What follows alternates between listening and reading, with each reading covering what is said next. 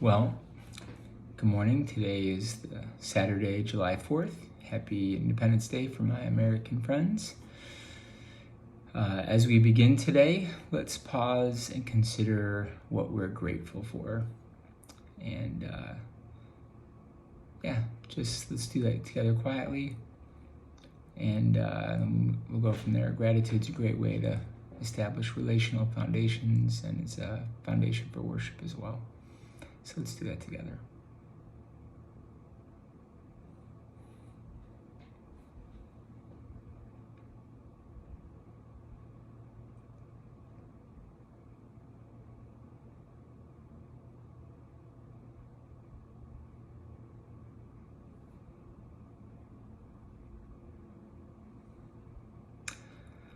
Well, our passage for today is going to be a continuation of our text in 1 Peter 2, but we're going to skip down for today to 1 Peter 2:16. And I'll read it twice, just a short verse, but it merits reflection, I think. Merits reflection. So I'll read it twice. I invite you to pay attention to what stands out to you from this verse, and as a way that God might be wanting to speak to you today. And then we'll reflect on it together. Live as free people, but do not use your freedom as a cover-up for evil. Live as servants of God. Read it again. Live as free people, but do not use your freedom as a cover-up for evil. Live as servants of God.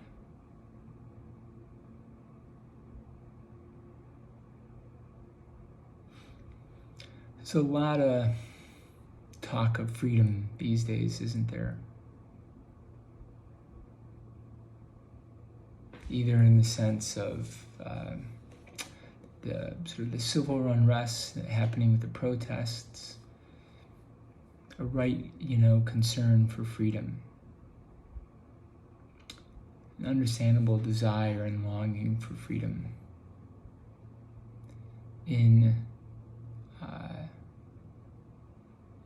As the sheltering in place orders lift in many communities, and people will have to navigate a new reality of being sort of out, but still in the midst of the virus's influence. There's a lot of talk about freedoms. I want my freedom to go out. I want my freedom to what to do with masks, what to do with social distancing, what to do with my rights, all the way around, and all the sort of physical, social, even spiritual pandemics facing our day. So all this talk of freedom. Where do you see talk for freedom most pronounced?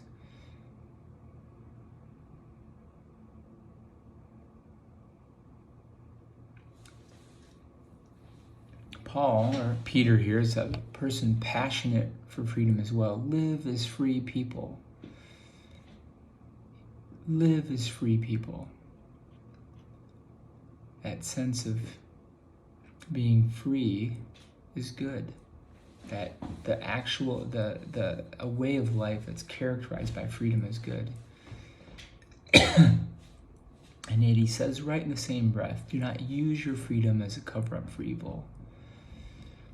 Meaning, don't let your freedom or your quest for freedom lead to irresponsible choices, or sort of mask, in the name of freedom, don't engage in what would be evil or contrary to God's ways. I think we can all see this, can't we, in various sectors of our society, in multiple different ways. What do you think about that? Live as free people, but do not use your freedom as a cover-up for evil.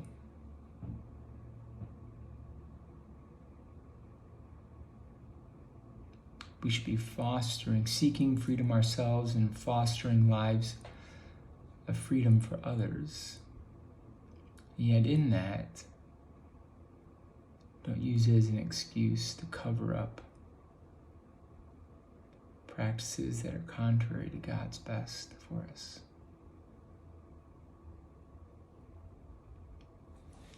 It's a principle in the Ignatian tradition that could simply be described as freedom from and freedom for.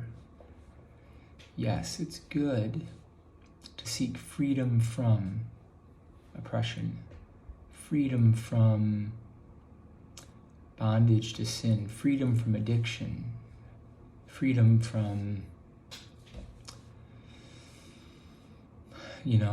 freedom from having to scrape by in a living, with sort of dead-end jobs or barely earning enough money to make ends meet or not at all. It's good to seek freedom from hardship, suffering.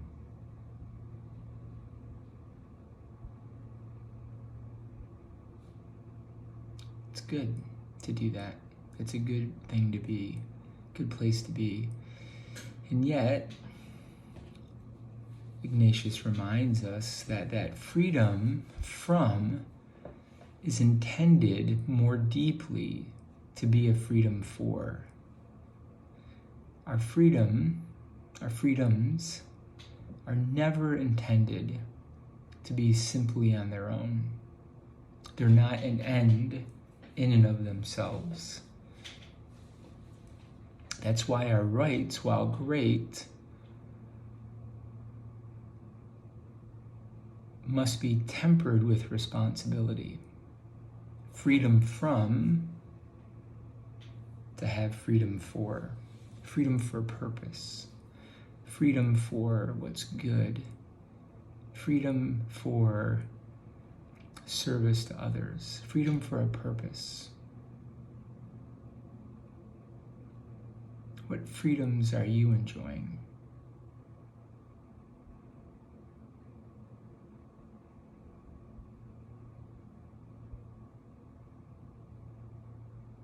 And how are you directing those freedoms for a greater purpose in God's kingdom?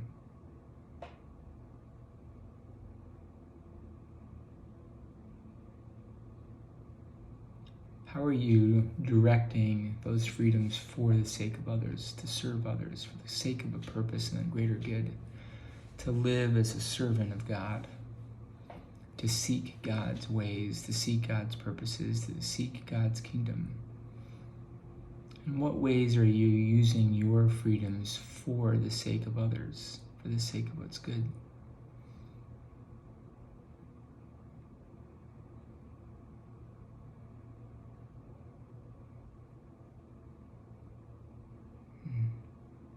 Consider that as we read this passage.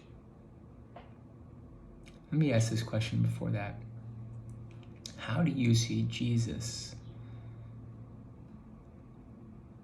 having freedom from so that he might have freedom for?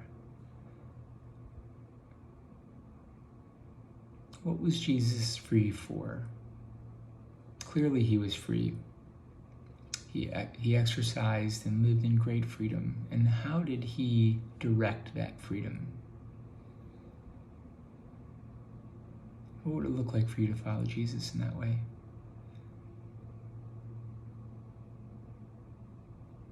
What would it look like for you to express that gratitude to Jesus? Consider that as we read the passage one more time. Live as free men, as free people, but do not use your freedom as a cover-up for evil. Live as servants of God. God, we pray that you would reveal our hearts to us. Reveal your presence among us.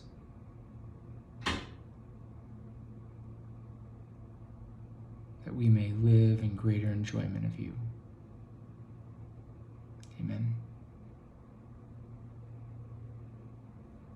As you consider the last 24 hours, where have you seen God at work in your life? what moments rise up to the surface when you experienced God's nearness or a lightness of being around peace, faith, hope, and love? Identify the experiences, name them, talk to God about them now.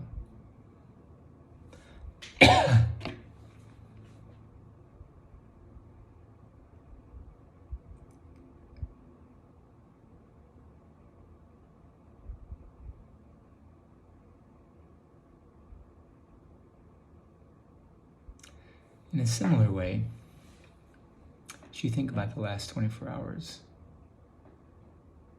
where have you experienced the heaviness of being around God seeming distant, around a lack or withdrawal of faith, hope, and love, peace, and joy?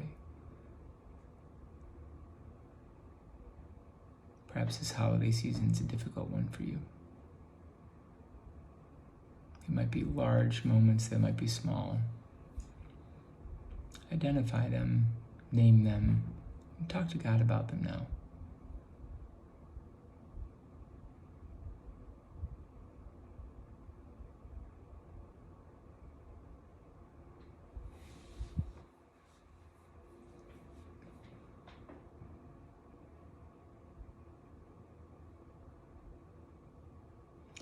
In light of what you've discovered in this brief time of examine, what do you sense God inviting you to? How can you respond to God, perhaps to resist desolation and embrace consolation? Talk to God about that now.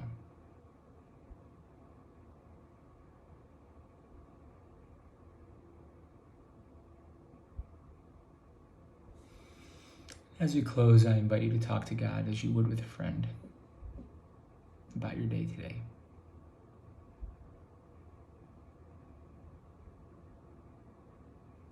You are loved, friend.